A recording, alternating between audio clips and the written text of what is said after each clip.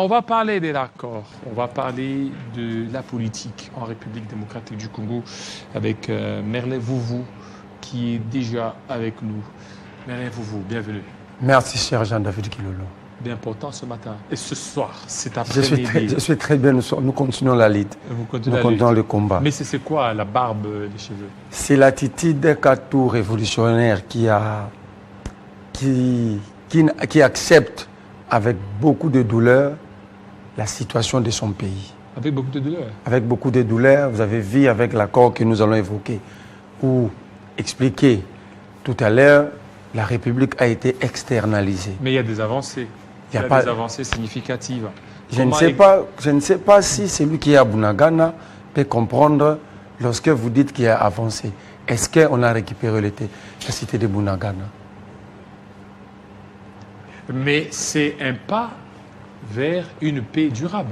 Non, je veux vous dire que Donald Trump a escroqué le Congo de la même manière qu'il a escroqué l'Ukraine. Non, il ne faut pas dire ça. Mais c'est ça la vérité. Il ne faut pas dire ça, comment il a escroqué. Mais ça, c'est mot fort. C'est pas... Mais pourquoi vous voulez qu'on traite les jeunes Kuluna d'être des escrocs, des bandits? Mais lorsque les dignitaires, les responsables au niveau du monde, au plus haut sommet du monde, commettent le même fait... Mais pourquoi vous dites escroquer? Parce que ça continue encore. Mais justement, Donald Trump vient d'escroquer l'Ukraine devant tout le monde. Il a humilié Zelensky dans le bureau ovale pour obtenir la gestion des 60% la gestion des 60% des terres rares ukrainiennes. En promettant à Zelensky, par un simple coup de téléphone, il va mettre fin à la guerre. 3 mois après, où en sommes-nous? Aujourd'hui même, Kiev est bombardé. Alors, avant la signature de cet accord, Kiev n'était pas bombardé il y a 2-3 ans. Donc, Trump est un affairiste. Seul un affairiste qui peut approcher un autre affairiste. Parce qu'ici, il y a des jouisseurs et affairistes qui nous dirigent. Si je pose la question à Kaikwaba, le terre rare ukrainienne était évalué à 27 000 milliards d'euros. Le terre rare congolais est évalué à combien? Mais jusque-là, on n'est pas encore arrivé au niveau de l'accord minier. Là, on parle d'accord. Oui, l'accord minier, c'est mais la jeunesse... Ici, nous sommes au niveau de l'accord minier. La jeunesse, il faut expliquer aux Congolais que la jeunesse était... Le Congo s'était approché dans notre pays des États-Unis avec un deal. C'était quoi le deal? La proposition, donner nos minéraux, nos terres rares aux Américains afin que les Américains puissent sécuriser le Congo. Donc, c'est un accord... C'est un accord minier qui va aboutir à la sécurisation de la République. C'était ça. D'ailleurs, on n'était pas parti, on ne s'était pas approché de Donald Trump pour nous trouver des accords avec le Rwanda. C'était on donne nos minéraux aux États-Unis, les États-Unis sécurisent le Congo. La première question, c'était de savoir à combien est évalué les terres rares congolais. Combien de pourcents vont être gérés par les États-Unis, parce que les États n'ont pas d'amis, il n'y a que les intérêts. Mais tout ça, ça va arriver. Mais ça va arriver. Avant que vous n'arriviez, il faut résoudre le problème de paix. C'est là que j'ai dit. Les États-Unis ne peuvent pas venir dans un pays où il y a de sécurité. C'est là que nous disons, l'accord a marché sur la Constitution. Sur la Constitution. Sous la Constitution, les deux articles, l'article 214 et 215. Ça dit quoi l'article 214? Lisez-le. Excusez-moi, je vais aller vite. Voilà. Nous sommes à la page 83 de la Constitution, titre 6, des traités et accords internationaux. Les traités de paix, parce que vous parlez de paix. Le traité de paix, les traités de commerce. Parce que nous allons, lorsque nous allons signer l'accord sur l'exploitation de nos minéraux, donc là, nous allons parler des traités de commerce. Les traités de commerce, les traités et accords relatifs aux organisations internationales. Et au règlement des conflits, il s'agit d'un conflit international, ce qui engage les finances publiques, ce qui modifie les dispositions législatives. Parce que ici, le code minier n'est pas respecté et ne sera pas respecté. Ceux qui sont relatifs à l'état de personne, ceux qui comportent échange et adjonction de territoire ne peuvent être ratifiés ou approuvés qu'en vertu d'une loi. Donc avant que le président aille ratifier cet accord, parce qu'il n'est pas encore ratifié, ceci doit être soumis à un exercice au niveau du Parlement afin que le Parlement puisse produire une loi qui va encadrer qui va encadrer cette période où nous allons être gérés par cet accord. Mais la linéa D est plus claire. Ni cession, ni l'échange, parce qu'il s'agit d'échange, ni l'adjonction des territoires n'est valable sans l'accord du peuple congolais consulté par voie de référendum. Oui, mais ça c'est clair, nulle cession, on ne peut pas céder. Mais il y a échange. Il y a échange. Non, nulle cession, nul échange. Nul échange. Voilà, nul échange, c'est que échanger peut-être des terres. Non. Nulle cession, Pour, vous n'allez pas céder. Surtout que cet accord parle de du respect de l'intégrité territoriale. Jean-David Kilolo, les minéraux font partie de notre sous-sol. Le sous-sol fait partie des domaines de souveraineté. Il faut lire l'article 9. Quand vous dites ça, je suis très désolé. L'article 9, il est tellement clair. L'État exerce une souveraineté permanente, notamment sur le sol, les sous-sols, les eaux, les forêts, sur les espaces aériens, fluviales, lacustres et maritimes congolais, ainsi que sur la mer territoriale congolaise et sur le plateau continental. Ça dit, même cet échange de minéraux et sécurité est interdit par l'article 214 si le peuple n'est pas consulté. Qui a consulté le peuple? La République démocratique du Congo a 2 345 415 km².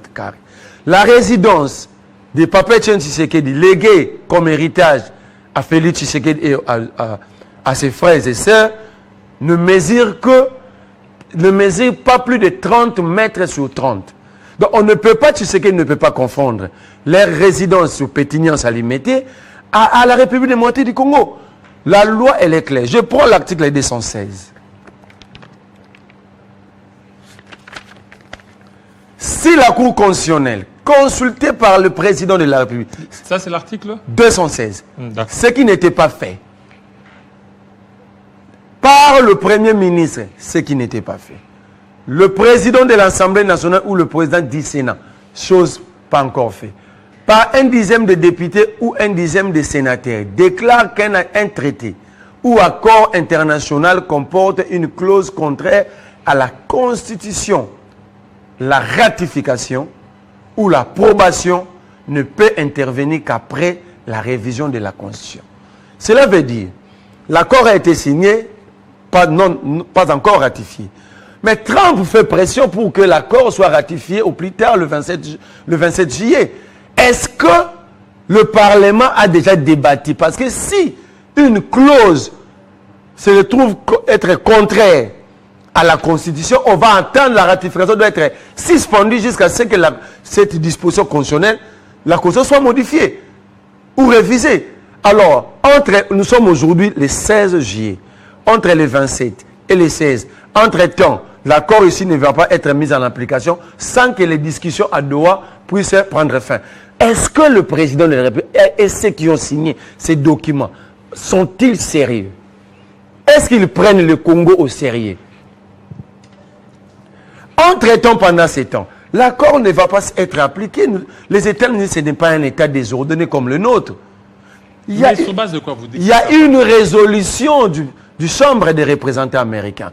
La résolution 559. Ça dit quoi? Pondit le jeudi de cette semaine, de la semaine passée. Je vous lis les raisons. Par conséquent, la Chambre des représentants décide 1. Reconnaît le besoin urgent de paix, de stabilité et de réconciliation en RDC. Et soutient les efforts diplomatiques, économiques et humanitaires en ce sens. Regarde là où ça devient important. 2. Pendant ces temps, l'Union sacrée ainsi que les évêques catholiques, ils donnent même le moyen aux chefs coutumiers pour dénigrer, aller porter plainte. Oh, ce sont les chefs coutumiers eux-mêmes. Hein? Non, attends, mais ces chefs coutumiers... C'est à l'initiative des chefs coutumiers. Non, ces chefs coutumiers nous foutent la merde chaque jour aussi. Tous les conflits fonciers qu'il y a dans le parquet, qui vendent ces terres. Oui, mais les chefs coutumiers veulent aussi être associés. Comment ces chefs coutumiers veulent être pris au sérieux pendant qu'eux-mêmes nous foutent la merde? Mais ils veulent être associés aussi. Associés qui les a interdits. Non, ici, nous sommes... comme s'ils sont délaissés. Ils vont être associés lorsqu'il y aura dialogue. Ici, il s'agit de l'initiative. Ils étaient où pour prendre l'initiative? Où étaient-ils pour prendre l'initiative? Les évêques ont pris l'initiative, le pasteur de l'ECC ont pris l'initiative. Qui les a écartés? C'est ça la manipulation. Qui les a écartés? Est-ce que ce dialogue a été déjà convoqué? Qui les a écartés? Parce que ce n'est pas aux évêques et aux pasteurs et c'est de convoquer le dialogue, c'est au président de la République. La primaire du tournée diplomatique et des consultations organisées par les évêques a été réservée au président. C'est au président de convoquer ces dialogues. Alors, s'ils ont besoin de porter plainte, ils n'ont qu'à porter plainte contre le président. Non, ça veut le dire président est en train de mûrir ça. Mais justement, mais maintenant les chefs coutumiers vont porter plainte contre les évêques. Ici, les évêques ont pris l'initiative. Nous devons bien comprendre les choses. Il s'agit d'une initiative qui va prendre corps que lorsque le président va convoquer. Alors, la question à tous les chefs coutumiers, qui vous a écarté? Comment et où et à quel moment? Vous voyez, il y a la manipulation. On veut tout simplement déshabiller la Senko, on veut tout simplement déshabiller l'église protestante. Or, hier, cette église n'a pas fait à Tshisekedi ce que l'église a fait hier à Kabila. L'église, sous Kabila, l'église avait même cédé ses installations. 50-50. Non, ça c'était le comportement de l'UDPS. Pourquoi l'UDPS ne cédait pas son siège? Pour parler de 50-50. L'église a combattu Kabila, l'église a trouvé des mots forts contre les régimes, par exemple, que le médiocre dégage. Ces propos ne sont pas tenus face à Tshisekedi. C'est là que je trouve que l'UDPS et l'Union Sacrée, c'est un groupe de faibles. Parce que si l'église décide de tenir des propos que l'église a tenus hier face à Kabila, donc ils vont tuer les évêques. Les évêques vont être assassinés ici. C'est de la manipulation. Ces chefs coutumiers doivent d'abord nous dire tous ces conflits fonciers au niveau du parquet, dans les différents parquets. Qui vendent ces terres? Ce sont eux. Tel chef coutumier vend aujourd'hui, demain il nie, l'autre vend. Ce sont eux. Alors, donc, c'est eux-mêmes, c'est à leur propre initiative. Rien à voir peut-être avec des manipulations. Allons-y. Nous connaissons dans cette scène politique. Là, le point D de la résolution. La Chambre des représentants reconnaît l'utilité d'un dialogue national inclusif dirigé et facilité par la Senko et l'ECC. Impliquant... Mais comment la Chambre des représentants d'un État peut donner des injonctions à un autre État? Oh, mais on applaudissait ici lorsque une simple ONG critiquait le régime Kabila. On prenait ça au sérieux. Quelle ONG? Par exemple, Human Watch, même des ONG, des agences. Oui, mais la Chambre des représentants d'un État. Ah, un État. Mais un État, vous aimez... Et cet État aussi, qui commence à donner des injonctions. Mais justement, parce que nous sommes faibles, un papa, lorsqu'un voisin commence à donner des ordres, donner des indications dans une maison qui n'est pas la leur, qui n'est pas la sienne, ça veut dire le papa qui gère cette maison est irresponsable. Le même Washington vous a imposé à signer ces documents, l'accord, vous êtes d'accord. Mais le même Washington vous donne des recommandations, vous dites non, ils n'ont pas droit. Comment est-ce qu'ils n'ont pas droit? À quel moment ils ont abandonné ces droits-là? Vous leur avez donné le droit de vous imposer. Dans un cadre précis. Le cadre précis. Mais ici, le cadre précis, c'est la recherche. Quand on parle de dialogue au niveau national, c'est la recherche de la cohésion nationale, non? N'est-ce pas? Nous le disons chaque jour. Le président ne le dit pas. Le dialogue, c'est regarde ce que les documents... On ne peut pas donner les injonctions. Regarde ce que les documents disent. Il reconnaît l'utilité d'un dialogue national inclusif dirigé et facilité par la Senko et l'ECC, impliquant tous les acteurs de la société civile, les confessions religieuses, les partis politiques et les groupes armés, pour promouvoir la cohésion sociale, l'unité nationale et le principe de bonne gouvernance. Ça veut dire, même Washington sait, quel que soit l'accord signé, s'il n'y a pas une dynamique à l'interne, on n'aura pas la cohésion sociale ni l'unité nationale, source de conflit.